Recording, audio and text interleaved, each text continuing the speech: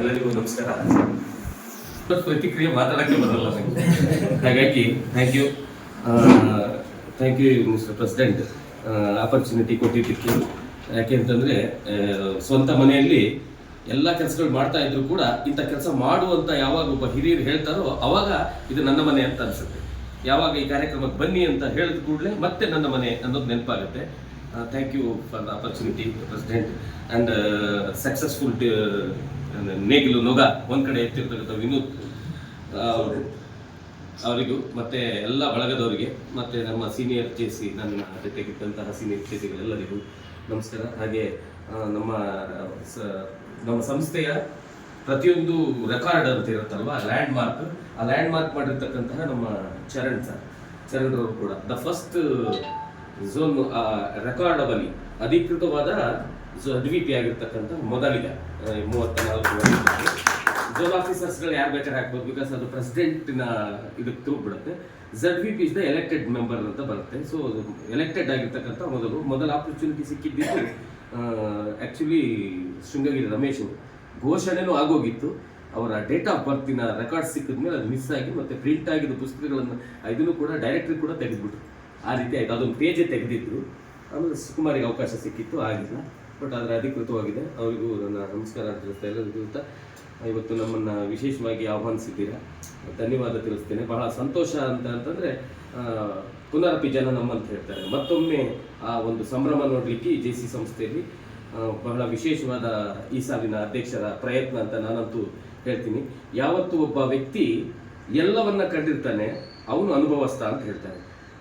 ನಮ್ಮ ಮನೂರವ್ರು ಬಂದಾಗ ನಾನು ಜೆ.ಸಿಲಿ ಇದ್ದಾಗ ಮನೂರವ್ರ ಎಂಟ್ರಿ ನೋಡಿದ್ದೀನಿ. ಮನೂರು ಎಂಟ್ರಿ ಆದಾಗ ಜೆ.ಸಿ ಸಂಸ್ಥೆ ಹೇಗಿತ್ತು, ಒಂದು ಸಂಭ್ರಮದ ಜೆ.ಸಿಯ ಸಂದರ್ಭದಲ್ಲಿ ಎಂಟ್ರಿ ಆಗಿದ್ರು, ಸಂಕಷ್ಟದ ಜೆ.ಸಿಯನ್ನು ಕಂಡಿದ್ದಾರೆ, ಸಮಸ್ಯೆ ಜೆ.ಸಿಯ ಜೊತೆಯಲ್ಲೂ ಇದ್ದಾರೆ, ಮತ್ತೆ ಒಂದು ಸದೃಢ ಜೆ.ಸಿ ಮಾಡಲಿಕ್ಕೆ ಬಂದು ಕೂತಿದ್ದಾರೆ. ಹಾಗಾಗಿ ಜೆ.ಸಿಯ ಎಲ್ಲ ವರ್ಗವನ್ನು ನೋಡಿರ್ತಕ್ಕಂಥ ಒಬ್ಬ ಜೆ.ಸಿ ಪ್ರೆಸಿಡೆಂಟ್ ಆದರೆ ಅವರು ಈ ರೀತಿ ಮನೆಯನ್ನು ನಡೆಸ್ಬೋದು ಅಂತ. ಇಟ್ಸ್ ನಾಟ್ ಎ ಟೀಸ್, ಅಥವಾ ಯಾರೋ ಹಿಂದಿನವರಿಗೆ ಟೀಕೆ ಮಾಡ್ತಿದ್ದೀನಿ ಅನ್ಕೋಬೇಡಿ. ವೈಫಲ್ಯ, ಪ್ರತಿಯೊಂದು ಸಂಸ್ಥೆಯ ವೈಫಲ್ಯ ಕೂಡ ಹಾಗೆ. ಅವರವರ ಅವಧಿಯಲ್ಲಿ, ನನ್ನ ಅವಧಿಯಲ್ಲಿ ಏನು ಫೇಲ್ ಆಗಿದೆಯೋ ಅದನ್ನು ಬೇರೆಯವ್ರು ಹೇಳಿರ್ತಾರೆ ಯಾರಾದರೂ, ಇಲ್ಲ ನನ್ನ ಅವಧಿಯಲ್ಲಿ ಹ್ಯಾಕಿಂಗ್ ಆಯಿತು ಅಂತ. ನಾನೊಬ್ಬ ಸೆಕ್ರೆಟರಿ ಆಗಿದ್ದಾಗ ನನ್ನ ಅವಧಿಯಲ್ಲೇ ಜೆ.ಸಿ ಘಟಕ ನಿಂತಿದ್ದೆ. ಆ್ಯಕ್ಚುಲಿ ಸೆಕೆಂಡ್ ಆಫ್ ಡ್ಯೂಸ್ ಕಟ್ಟದೇ ಇದ್ದಾಗ ಅಲ್ಲಿಗೆ ಐ ಆಮ್ ಆಲ್ಸೋ ಫೇಲ್ಯೂರ್. ಅದು ಬೇರೆ ಕಾರಣ ಬೇರೆ ಇರ್ಬೋದು, ಅಧ್ಯಕ್ಷರದ ಕಾರಣನೋ. ಇವರು ಮೊದಲೇ ಪ್ರಾರಂಭದಲ್ಲಿ ಒಂದು ಭಾಷಣದಲ್ಲಿ ಹೇಳಿದ್ರು ಏನಂತ, ಈ ಹಿಂದೆ 5-6 ಜನ ಡ್ಯೂಸ್ ಕಟ್ತಾ ಇದ್ರು ಅಂತ. ಅದ ಹುಟ್ಟಾಕಿದ್ದು ಯಾವತ್ತು ಅಂತಾರಾಷ್ಟ್ರೀಯ ಸಂಸ್ಥೆಗಳು ಒಬ್ಬ ಆರ್ಥಿಕ ವ್ಯವಸ್ಥೆಯನ್ನು ಜೊತೆ ಇರ್ತಾರೆ, ಒಬ್ಬ ಸದೃಢ ಅಂದ್ರೆ ಶ್ರೀಮಂತ ವ್ಯಕ್ತಿ ಅಥವಾ ದುಡ್ಡಿರೋರ ಹತ್ರ ವೆಹಿಕಲ್ ಇರೋರಿಗೆ ಅಧ್ಯಕ್ಷರಾಗಬೇಕು ಅನ್ನೋ ಮನೋಭಾವನೆ ಇತ್ತು ಅವಾಗ. ಎಲ್ಲರೂ ಅದೇ ರೀತಿ ಅದನ್ನ ತದ್ವಿರುದ್ಧವಾಗಿ ಮಾಡಿರ್ತಕ್ಕಂಥ ಮೊದಲ ಪ್ರೆಸಿಡೆಂಟ್ ಯಾರಾದ್ರೆ ನಾನೇ. ದುಡ್ಡಿಲ್ಲದೆ ಬಸ್ ಚಾರ್ಜ್ ಇಲ್ಲದೆ ಜೆ.ಸಿ ಪ್ರೆಸಿಡೆಂಟ್ ಆಗಿದ್ದು ನಾನೇ ಮೊದಲು 2010ರಲ್ಲಿ. ಅವಾಗ ಬೇರೆಯವರಿಗೆಲ್ಲ ಧೈರ್ಯ ಬರ್ತಾ ಶುರುವಾಯಿತು. ಆದರೆ ಅದ್ರ ನಂತರ ಡ್ಯೂಸ್ ತಗೊಳ್ಳಿಕ್ಕೆ ಇರಲ್ಲ. ಎಲ್ಲಿವರೆಗೆ ಅಂತಂದ್ರೆ ಐ ಆಮ್ ಪ್ರೌಡ್, ನನ್ನ ಅವಧಿಯ ಪ್ರೌಡ್ ಏನು ಹೇಳ್ತೀನಿ ಅಂದರೆ 35 ಡ್ಯೂಸ್ ಕಳಿಸಿದ್ವಿ ನಾವು. 25 ಕಳಿಸ್ಬಿಟ್ರೆ ಬದುಕ್ಬಿಡ್ತೀವಿ, ಆದರೆ 35 ಕಳಿಸ್ದೆ. ಡ್ಯೂಸ್ ಹ್ಯಾಕ್ ಕಲೆಕ್ಟ್ ಆಗಿತ್ತು ಅಂತ ಹೇಳ್ತೀನಿ ಕೇಳಿ. ನನ್ನ ಡ್ಯೂಸ್ ನಾನು ಕೊಟ್ಟಿಲ್ಲ, ನನ್ನ ಡ್ಯೂಸಿಗೆ ಮೀರಿದ ದುಡ್ಡು ಕೊಟ್ಬಿಟ್ಟಿದ್ರು ಮೆಂಬರ್ಸು, ಸೀನಿಯರ್ಸು ಎಲ್ಲ ಸೇರಿ. ಅಂದರೆ ಅಷ್ಟು ಸಂಸ್ಥೆ ಇತ್ತು. ಆಮೇಲೆ ಬರ್ತಾ ಏನಾಯ್ತು ಅಂದರೆ ಪ್ರೆಸಿಡೆಂಟ್ ಆಗಿದ ಕೂಡಲೇ ಡ್ಯೂಸ್ ಕಟ್ಟಬೇಕು, ಡ್ಯೂಸ್ ಮೇಂಟೈನ್ ಮಾಡಿಬಿಟ್ರೆ ಅವನೇ ಪ್ರೆಸಿಡೆಂಟ್, ಡ್ಯೂಸ್ ಮೇಂಟೈನ್ ಮಾಡ್ಲಿಕ್ಕೆ ಆಗಿದ್ಮೇಲೆ ಅವನೇ ಯಾವ ಪ್ರೆಸಿಡೆಂಟು ಅಂತ ಕೇಳುವಂತಹ ನಾವೇ ಇದ್ದೇವೆ. ಮತ್ತೆ ನಾವೇ ಕೇಳೋದು, ನಮ್ಮ ಸಂಸ್ಥೆಯವರೇ ಕೇಳೋದು, ಡ್ಯೂಸ್ ಕಟ್ಟದೇ ಇದ್ಮೇಲೆ ಅವನೊಬ್ಬ ಪ್ರೆಸಿಡೆಂಟೇ ಅಲ್ಲ ಅಂತಾರಲ್ಲ. ಡ್ಯೂಸ್ ಕೊಡದೇ ಇದ್ರೆ ಇಸ್ ನಾಟ್ ಎ ಮೆಂಬರ್, ಅವನ ಅಧಿಕೃತ ಸದಸ್ಯ ಆಗ್ಲಿಕ್ಕೆ ಸಾಧ್ಯನೇ ಇಲ್ಲ. ಡ್ಯೂಸ್ ಅನ್ನೋದು ದುಡ್ಡಲ್ಲ, ಅದು ನನ್ನ ಹಕ್ಕು. ಈಗ ಮತದಾನ ಹೇಗೆ ನಮ್ಮ ಹಕ್ಕಿದೆಯೋ ಹಾಗೆ ಸದಸ್ಯತ್ವ ಕೂಡ ನಮ್ಮ ಹಕ್ಕು. ಹಾಗಾಗಿ ಡ್ಯೂಸ್ ಕೊಟ್ಟಾಗ ಅದರಲ್ಲಿ I am proud and congratulate 2024 ಟೀಮಿಗೆ. ಅಧಿಕೃತವಾಗಿ I think 90% or 80% members dues ಕಟ್ಟಿದ್ದೀರಾ ನೀವು, ನನಗೂ ಆ ಮಾಹಿತಿ ಇದೆ. ನಾನು ಇಡೀ ಪೂರ್ವಾಧ್ಯಕ್ಷರ ಘಟಕದ ಎಲ್ಲರ ವತಿಯಿಂದ ನಾನು ತಮಗೆ ಅಭಿನಂದನೆ ಸಲ್ಲಿಸ್ತಾ ಇದ್ದೇನೆ. ಇನ್ನೊಂದಷ್ಟು ಜನ ಕೂಡ ಡ್ಯೂಸ್ ಕೊಡುವಂತಾಗಲಿ ಅವರಿಗೆ. ಅವಾಗಲೇ ಜೆ.ಸಿ ಘಟಕ ನಡೆಯೋದು. ಅದರ ಜೊತೆಗೆ ಹೊಸ ಮೆಂಬರ್ಸಿಗೆ ಸಣ್ಣ ಕಿವಿ ಮಾತಷ್ಟೇ, ನಾನೇನು ಟ್ರೈನಿಂಗ್ ಕೊಡೋಕೆ ಬಂದಿಲ್ಲ. ಒಬ್ಬರು 10 ಪ್ರಶ್ನೆ ಕೇಳೋ ಬದಲು ಸಭೆಯಲ್ಲಿ ಕೂತಾಗ 10 ಜನನು ಒಂದೊಂದು ಪ್ರಶ್ನೆ ಕೇಳುವಂತಹದ್ದನ್ನು ರೂಢಿಸ್ಕೊಂಡು, ಪ್ರಶ್ನೆ ಅಂದ್ರೆ ಕೇಳುವಂಥದ್ದಿಲ್ಲ, ಯಾಕೆ ಅದು ಏನು ಅದು ಅಂತ ಪ್ರಶ್ನೆ ಕೇಳಬೇಕು. ನಮಗೆ ಟ್ರೈನಿಂಗ್ ಕೊಟ್ಟವರೊಬ್ರು ಹೇಳಿದ್ರು, ಇಂದಲ್ಲದೆ ಮತ್ಯಾವಾಗ, ನಾನಲ್ಲದೆ ಮತ್ಯಾರು ಅಂತ. ಇವತ್ತು ಕೇಳಿದೆ ಮತ್ತೆ ಯಾವತ್ತು ಕೇಳ್ತೀರಾ, ನಾನು ಕೇಳಿದೆ ಮತ್ತೆ ಯಾರು ಕೇಳೋದು ಅಂತ. ಇಂದಲ್ಲದೆ ಮತ್ಯಾವಾಗ, ನಾನಲ್ಲದೆ ಮತ್ಯಾರು. ಈ ಕಾನ್ಸೆಪ್ಟ್ ಇಟ್ಕೊಂಡ್ರೆ ಜೆ.ಸಿ ಟಾಪಿಗೆ ಹೋಗ್ಬಿಡ್ತೇವೆ. ಯಂಗ್ ಜನರೇಷನ್ಗೆ ಇರ್ತಕ್ಕಂಥ ಒಳ್ಳೆ ಘಟಕ ಇನ್ನೆಲ್ಲೂ ಸಿಗಲ್ಲ. ಅಂತಾರಾಷ್ಟ್ರೀಯ ಸಂಸ್ಥೆ 18 to 40 ಇಯರ್ಸ್ ಒಳಗೆ ಅಂತ ಇರೋದು. ಹಾಗಾಗಿ ನೀವೆಲ್ಲ ಹೊಸ ಮೆಂಬರ್ಸ್ ಭಾಳ ಆಕ್ಟಿವ್ ಆಗಿದ್ದೀರಾ, ನಾನು ನೋಡ್ತಾ ಇರ್ತೀನಿ, ಮಾಹಿತಿ ಸಿಗ್ತಾ ಇರುತ್ತೆ, ನಾವು ಕೇಳ್ತಾ ಇರ್ತೀವಿ, ಅವ್ರನ್ನೂ ಕೇಳ್ತಾ ಇರ್ತೀವಿ, ಮತ್ತೆ ಮಾಧ್ಯಮಗಳಲ್ಲೂ ಕೂಡ ನೋಡ್ತಾ ಇರ್ತೀವಿ, ನಡೆದ ಘಟನೆಗಳನ್ನು ಬೇರೆ ಸದಸ್ಯರುಗಳು ಕೂಡ ಮಾತಾಡಿದ್ದಾರೆ. ಅದಕ್ಕೆ ಹೊಸ ಸದಸ್ಯರು ನಿಜವಾಗ್ಲೂ ಗ್ರೇಟ್ ಅಚೀವರ್ಸ್ ನಿಮಗೆ ಸಿಕ್ಕಿದ್ದಾರೆ. ಆ ಹೊಸ ಸದಸ್ಯರಿಗೂ ನನ್ನ ಕಡೆಯಿಂದ ಅಭಿನಂದನೆ, ಚಪ್ಪಾಳೆ ಹಾಕಿದ್ದೀವಿ. ಯಾಕೆಂತಂದ್ರೆ ಅದು ಕಂಟಿನ್ಯೂ ಜೇಸಿ ಆಗಿ ನೀವು ಹೊಸ ಸದಸ್ಯರಾಗಿದ್ದೀರಾ, ಯಶಸ್ವಿಯಾಗಿ ಮುನ್ನುಗ್ತಿದ್ದೀರಾ. ಮೊದಲು ಜೇಸಿ ಆಗಲಿಕ್ಕೆ ನನ್ನ ಅಭಿಪ್ರಾಯದ ಪ್ರಕಾರ 3 ವರ್ಷ ಬೇಕು. ಯಾರಾದರೂ ಇವತ್ತೇ ಜೇಸಿ ಆಗಿ ನೆಕ್ಸ್ಟ್ ಇಯರ್ ಪ್ರೆಸಿಡೆಂಟಿಗೆ ಹೋಗ್ತೀನಿ, ನಾನು ಸೆಕ್ರೆಟರಿ ಆಗ್ತೀನಿ ಅಲ್ಲ. 3 ವರ್ಷ ಜೇಸಿಯನ್ನು ಏನು ಅಂತ ತಿಳ್ಕೊಂಡ ಮೇಲೆ ಪದವಿ ಸ್ವೀಕಾರಗಳನ್ನು ಮಾಡಬೇಕು. ಅವಕಾಶಗಳನ್ನು ಮಾತ್ರ ಸದ್ಬಳಕೆ ಮಾಡ್ಕೋಬೇಕು. ಇವ್ರು ಹೇಳ್ದಂಗೆ 5 ಜನ ನಾಳೆ ಮಾತಾಡಬೇಕು ಅಂತಂದ್ರೆ ಏನೂ ಇಲ್ಲ. ಅದು ಆ ವಿವರಣೆ ಕೊಟ್ಟಾಗ ದೊಡ್ಡದಾಗಿ ಕಾಣುತ್ತೆ. ಇಲ್ಲಿ ಹಿಡ್ಕೊಂಡು ಏನು ಓದ್ತಿದ್ದೀರೋ ಪೇಪರ್ ಹಿಡ್ಕೊಂಡು ಕೂಡ ಓದ್ಬೋದು.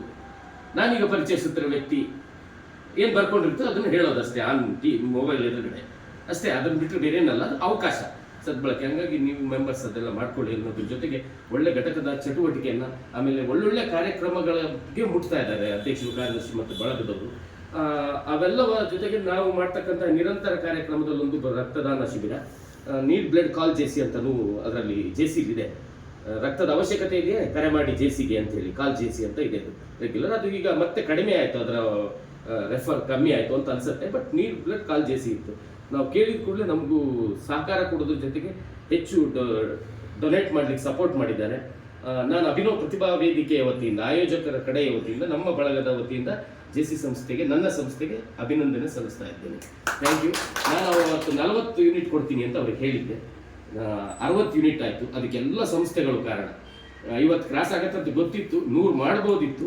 3 ದಿವಸದಿಂದ ಆಸ್ಪತ್ರೆಯಲ್ಲಿ 28 ಯೂನಿಟ್ ಐ ಥಿಂಕ್ ಕಲೆಕ್ಟ್ ಆಗಿತ್ತು. ಸೊ ಅದರಲ್ಲಿ 100% ಅದರಲ್ಲಿ 15 ಜನನು ಇಲ್ಲಿ ಕೊಡೋರೆ ಕೊಟ್ಟಿದ್ದು ಹೇಳಿದ್ರು. ಆದರೆ ನಮಗೆ ಎಲ್ಲಿ ಬೇಕಾದ್ರೆ ಕೊಡಬೇಕಷ್ಟೇ ನೀವು ಅಂತ ಹೇಳಿದ್ವಿ.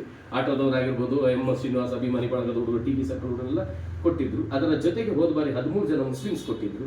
ಆದರೆ ಈ ಸರಿ ರಂಜಾನ್ ಇರೋದ್ರಿಂದ 2 ಜನ ಮುಸ್ಲಿಮ್ಸ್ ಕೊಟ್ಟರು. ಅಲ್ಲಿಗೆ 10 ಯೂನಿಟ್ ಅಲ್ಲಿ ಲೆಸ್ ಆಯಿತು.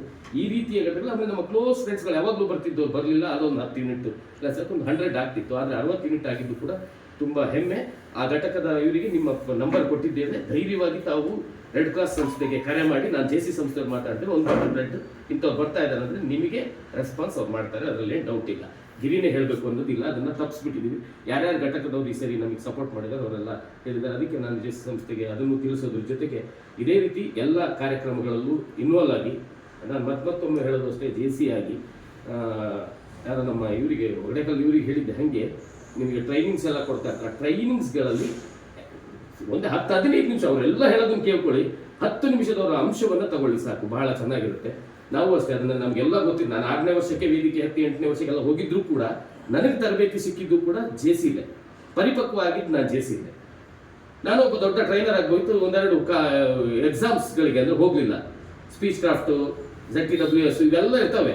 ಅವೆಲ್ಲವನ್ನು ಮಾಡೋದ್ರಿಗೆ ಒಂದೊಂದು ಟೈಮಿಂಗ್ ಸಿಗ್ತಾ ಇರಲಿಲ್ಲ. ಇಲ್ಲಾಂದ್ರೆ ನಾನೊಬ್ಬ ಝೋನ್ ಟ್ರೈನರ್ ಆಗಿರ್ತಿದ್ದೆ, ನ್ಯಾಷನಲ್ ಟ್ರೈನರು ಆಗಿರ್ತಿದ್ದೆ. ಎಲ್ಲ ಅವ್ರು ಅವಾಗಲೇ ಗುರುತಿಸಿದ್ರು, ನೀವು ನ್ಯಾಷನಲ್ ಟ್ರೈನರ್ ಆಗ್ತೀರಾ ಅಂತ. ಅವಕಾಶ ಇದ್ರೂ ಕೂಡ ಸದ್ಬಳಕೆ ಮಾಡ್ಕೊಳ್ಳೋಕೆ ನಮಗಾಗಿಲ್ಲ. ನಿಮ್ಮಲ್ಲಿ ಯಾರು ಇದ್ರೆ ಜೇಸಿ ಟ್ರೈನಿಂಗಿಗೆ ಕೂತ್ಕೊಳ್ಳಿ, ಫಸ್ಟ್ ಕಲ್ತ್ಕೊಳ್ಳಿ, ಆಮೇಲೆ ಟ್ರೈನರ್ ಆಗಿ. ಟ್ರೈನಿಂಗಲ್ಲೇ ಸಿಗೋದು. ಯಾರು ಏನು ಹೇಳಿದ್ರು, ನಾನಂತೂ ಹೇಳ್ತಾ ಇದ್ದೀನಿ, ಜೇಸಿ ಇಷ್ಟೇ ಅಂತ ಯಾರಾದ್ರೂ ಹೇಳಿದ್ರೆ ಅದನ್ನು ನಂಬೇಡಿ. ಜೇಸಿ ತುಂಬ ಇದೆ. ಯಾವುದೇ ವಲಯ ಮಂಡಳಿ ಕಾರ್ಯಕ್ರಮಕ್ಕೆ ಹೋದರೆ ಫಸ್ಟ್ ಕಾರ್ಯಕ್ರಮವನ್ನು ಮುಗಿಸಿ ಅದರ ನಂತರ ವೈಯಕ್ತಿಕ ಕಾರ್ಯಕ್ರಮಗಳ ಕಡೆ ಗಮನ ಕೊಡಿ. ಯಾವುದೇ ಚಟುವಟಿಕೆಗಾದರೂ ಅಷ್ಟೇ. ನಾವು ನಿಮ್ಮ ಮನೆಗೆ ಬಂದಿದ್ದಕ್ಕೆ ಊಟ ಮಾಡಬೇಕು ಬಿಟ್ಟರೆ ಊಟ ಮಾಡೋಕ್ಕಂತ ನಿಮ್ಮ ಮನೆಗೆ ಬರಬಾರ್ದು. ಹಾಗೆ ನಾವು ಕಾರ್ಯಕ್ರಮಕ್ಕೆ ಅಂತ ಹೋದ್ಮೇಲೆ ಕಾರ್ಯಕ್ರಮವನ್ನು ಪಡ್ಕೋಬೇಕು. ಚೆನ್ನಾಗಿಲ್ವಾ, ಈ ಸರಿ ಹೋಗಿದ್ದ ಕಾರ್ಯಕ್ರಮ ಚೆನ್ನಾಗಿಲ್ಲ ಅನ್ಬೇಕು. ನೀವು ಕಾರ್ಯಕ್ರಮನೇ ನೋಡಿದೆ, ಕಾರ್ಯಕ್ರಮದಲ್ಲೇ ಇನ್ವಾಲ್ವ್ ಆಗದೆ ಪ್ರೋಗ್ರಾಮ್ ಏನೋ ಇಲ್ಲ ಅಂತ ಹೇಳಬಾರ್ದು. ಹಾಗಾಗಿ ಜೇಸಿಯ ವಲಯ ಮಂಡಳಿ ಎಲ್ಲ ಕಾರ್ಯಕ್ರಮದಲ್ಲಿ ಅಟೆಂಡ್ ಆಗಿ, ವಲಯ ಮಂಡಳಿ ಹೇಳಿದಾಗೆ, ಹಾಗೆ ಅಧ್ಯಕ್ಷರ ಎಲ್ಲ ಕಾರ್ಯಕ್ರಮಕ್ಕಾಗದೇ ಇದ್ರೂ ಒಂದಷ್ಟು ಕಾರ್ಯಕ್ರಮಗಳಿಂದ ಅಟೆಂಡ್ ಆಗಿ. ಜೇಸಿ ಅಂದ್ರೇ ಹಾಗೆ ನಮಗೆ ಬಹಳ ಖುಷಿ ಕೊಡುತ್ತೆ. ಆಮೇಲೆ ಅಕ್ಕಪಕ್ಕ ಟೀಕೆ ಟಿಪ್ಪಣಿಗಳು ಇರ್ತವೆ ಸಂಸ್ಥೆಗಳಲ್ಲಿ ಕೆಲಸ ಮಾಡಬೇಕಾದ್ರೆ. ಆದರೆ ಅಂತಾರಾಷ್ಟ್ರೀಯ ಸಂಸ್ಥೆಯಲ್ಲಿ ಇದೊಂದು ವ್ಯಕ್ತಿತ್ವ ವಿಕಸನ ಸಂಸ್ಥೆ, ಟ್ಯಾಗ್ ಲೈನ್ ಇದೆ. ಆ ವ್ಯಕ್ತಿತ್ವ ವಿಕಸನ ಸಂಸ್ಥೆ ಅಂದರೆ ವ್ಯಕ್ತಿ ಎಲ್ಲರಾದಾಗ ಇಲ್ಲಿ ನೀವು ಬೇರೇನು ಕಲ್ತ್ಕೊಳ್ಳೋದು ಬೇಡ, ನಿಮ್ಮನ್ನು ನೀವು ಅರ್ಥ ಮಾಡ್ಕೊಂಡ್ರೆ ಸಾಕು. ಪ್ಲ್ಯಾನ್ ಮಾಡೋವಂಥದ್ದು, ಅದೇ ಪ್ಲ್ಯಾನು ಮನೇಲಿ ಮಾಡೋದು, ಪೂರ್ವ ಸಿದ್ಧತೆ. ಜೇಸಿ ಮೊದಲ ಹೆಜ್ಜೆನ ಪೂರ್ವ ಸಿದ್ಧತೆ. ಮನೆಯಲ್ಲಿ ಏನಾದ್ರು ಫಂಕ್ಷನ್ ಇದೆ, ಪೂರ್ವ ಸಿದ್ಧತೆ ಮಾಡ್ಕೊಳ್ಳೋದು. ಏನು ಬೇಕು ಏನು ಬೇಡ, ನನ್ನ ಮೇಲೆ ಎಷ್ಟು ಕಾನ್ಫಿಡೆನ್ಸ್ ಇದೆಯೋ ಪೂರ್ವ ಸಿದ್ಧತೆಗೆ ಇನ್ನೊಬ್ರಿಗೆ ಜವಾಬ್ದಾರಿ ಕೊಟ್ಟವ್ರನ್ನು ಕೂಡ ಮತ್ತೆ ರಿಮೈಂಡ್ ಮಾಡುವಂಥ ಕೆಲಸ. ಅದೇ ರೀತಿ ಜೇಸಿಲ್ ಮಾಡಿ, ಜೇಸಿಲ್ ಮಾಡಿದಾಗ ಮನೆಗಳಲ್ಲೂ ಮಾಡಿ. ಪ್ರತಿಯೊಂದು ಇರುತ್ತೆ, ಡ್ರೆಸ್ ಸೆನ್ಸ್ ಅಂತ ಇರ್ತಾರೆ, ಸ್ಟೇಜ್. ಇದು ಸ್ಟೇಜ್ ಅಂದ್ಕೊಳ್ಳದೆ ಇಂಥ ಕಾರ್ಯಕ್ರಮಗಳಲ್ಲಿ ಏನಾದರೂ ಸಿಕ್ಕ ಅವಕಾಶಗಳನ್ನು ಸದ್ಬಳಕೆ ಮಾಡ್ಕೊಳ್ಳಿ, ನೆಕ್ಸ್ಟ್ ಸ್ಟೇಜಲ್ಲಿ ಮಾತಾಡ್ಬೋದು. ಎಲ್ಲರಿಗೂ ಗೊತ್ತಿದೆ ನಾನು ತುಂಬಾ ಚೆನ್ನಾಗಿ ಮಾತಾಡ್ತೀನಿ ಅಂತನೋ, ತುಂಬಾ ಮಾತಾಡ್ತೀನಿ ಅಂತನೋ, ಎಲ್ಲ ವೇದಿಕೆಯಲ್ಲಿ ಮಾತಾಡ್ತೀನಿ ಅಂತ ನನ್ನ ಕಾಲು ಬೆವರುತ್ತೆ. ಯಾರಿಗೂ ಗೊತ್ತಿಲ್ಲ ಅದು, ಯಾಕಂದ್ರೆ ನಾನು ಯಾರಿಗೂ ಹೇಳ್ಕೊಂಡೇ ಇಲ್ಲ. ನನ್ನ ಕಾಲು ಬೆವರುತ್ತೆ, ನನ್ನ ಮನಸ್ಸು ವೈಬ್ರೇಟ್ ಆಗುತ್ತೆ. ನನ್ಗೆ ಈಗಲೂ ನೆನಪಿದೆ, ಯಾವುದೇ ಮ್ಯೂಸಿಷಿಯನ್ ಇಲ್ಲದೆ ಭಾವಗೀತೆ ಹಾಡ್ಬೇಕಾದ್ರೆ ನನ್ನದು ಗಂಟ್ಲು ಒಣಗುತ್ತೆ. ನೋಡಿ ನನ್ನ ವೀಕ್ನೆಸ್ ಅದು. ಇನ್ನು ಯಾವ ಹಾಡ್ಬೇಕಾದ್ರೆ ಹಾಡ್ತೀನಿ, ಕೆಳಗಡೆ ಹೋಗಿ ವಾಟರ್ ಟ್ಯಾಂಕ್ ಹತ್ತು ಹಾಡು ಅಂದ್ರೆ ಹಾಡ್ತೀನಿ. ಭಾವಗೀತೆ ಹಾಡ್ಬೇಕಾದ್ರೆ ಅದು ಕಾಂಪಿಟೇಷನ್ ಅಂತೇಳಿ ಲೈಟಾಗಿ ಬೆರಳೆಲ್ಲ ಲಟ್ಕೆ ಬರುತ್ತೆ, ವೈಬ್ರೇಟ್ ಆಗುತ್ತೆ ನನಗೆ. ಅಂದರೆ ಒಬ್ಬೊಬ್ಬರ ವೈಫಲ್ಯ ಇರುತ್ತೆ, ಆದರೆ ಅದನ್ನು ಸದ್ಬಳಕೆ ಮಾಡಿಕೊಂಡು ಚೆನ್ನಾಗಿ ನಡೆದ್ರೆ JCಯಲ್ಲಿ ಪರಿಪಕ್ವ ಆಗ್ಬೋದು. ಎಲ್ಲ ಅವಕಾಶಗಳನ್ನು ಬಳಸ್ಕೊಡಿ, ಮೈನಸ್ ಪಾಯಿಂಟ್ಗಳನ್ನು ಮರೆತು ಬಿಡಿ. ನಿಮ್ಮನ್ನು ನೀವು ಪರಿಪಕ್ವ JC ಆಗೋದ್ರ ಜೊತೆಗೆ 2024 ಪ್ರೆಸಿಡೆಂಟು ಇನ್ನೂ 2034 ತನಕ ಲೀಡರ್ಶಿಪ್ಗಳನ್ನು ಕೊಡುವಂಥ ಶಕ್ತಿ ಸಿಗಲಿ ಅಂತಹ ಟೀಮ್ ಹತ್ತಿಸಿದ್ದೀರಾ. ಇದು 2ನೇ ಬಾರಿ ಅತಿ ಹೆಚ್ಚು ಹೊಸ ಸದಸ್ಯರು ವೇದಿಕೆಗೆ ಹತ್ತಿದ್ದು.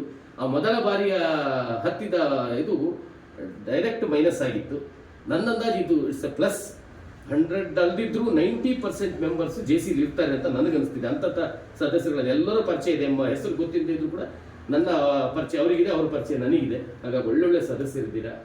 JCಯನ್ನು ಚೆನ್ನಾಗಿ ಅರ್ಥಕೊಳ್ಳಿ. JC ಆಗಿ ನಮ್ಮ NR ಘಟಕ 34ನೇ ವರ್ಷ, 35ನೇ ಸಪ್ತಾಹ ಆಗ್ಬೋದು ಅನ್ಸುತ್ತಲ್ಲ, ಕರೆಕ್ಟ್ ಅಲ್ಲ? ಅದು ಹಾಗೆ 2 ಜನ ಪ್ರೆಸಿಡೆಂಟು ಎರಡೆರಡು ಸರಿ ಅಧ್ಯಕ್ಷರಾಗಿದ್ದಾರೆ. ಅಂದರೆ 2 ಅವಧಿಗೆ ಅಧ್ಯಕ್ಷರಾಗಿರೋದ್ರಿಂದ 32 ಅಧ್ಯಕ್ಷರೇನೋ 33 ಅಧ್ಯಕ್ಷರೇನೋ ಬರ್ತಾರೆ. ಹಾಗಾಗಿ ಎಲ್ಲರೂ ಸೀನಿಯರ್ಸು ಅಷ್ಟೇ. ಸೀನಿಯರ್ಸ್ ಎಲ್ಲ ಕೇವಲ ಸಲಹೆಗೆ ಮಾತ್ರ.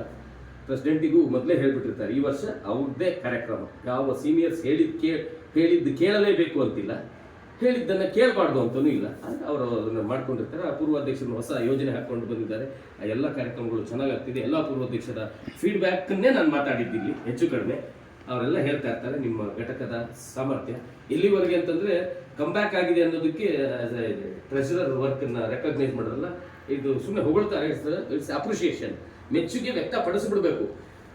ಹೊಗಳಿಕೆ ಏನಿದ್ದು ಗೈರು ಹಾಜರಿಯಲ್ಲಿ ಹೇಳಬೇಕು. ಅವ್ರು ಇಲ್ದಿದ್ದಾಗ ಹೊಗಳಬೇಕು, ಅವ್ರ ಎದುರುಗಡೆ ಮೆಚ್ಚುಗೆ ವ್ಯಕ್ತಪಡಿಸ್ಬೇಕು. ತಪ್ಪನ್ನು ಅವ್ರ ಎದುರುಗಡೆನೇ ಹೇಳಬೇಕು. ತಪ್ಪನ್ನ ಹಿಂದ್ಗಡೆ ಹೇಳಿ ಎದುರುಗಡೆ ಹೊಗಳೋದಿದೆಯಲ್ಲ, ಅದಷ್ಟು ಕೆಟ್ಟ ವರ್ತನೆ ಬೇರೆದಲ್ಲ. ಮೆಚ್ಚುಗೆ ಮಾತ್ರ ಆ ಕ್ಷಣಕ್ಕೆ ವ್ಯಕ್ತಪಡಿಸ್ಬೇಕು, ಯಾಕಂದ್ರೆ ಮತ್ತೊಂದು ಹೆಜ್ಜೆ ಇಡ್ಲಿಕ್ಕೆ ಧೈರ್ಯ ಆಗುತ್ತೆ.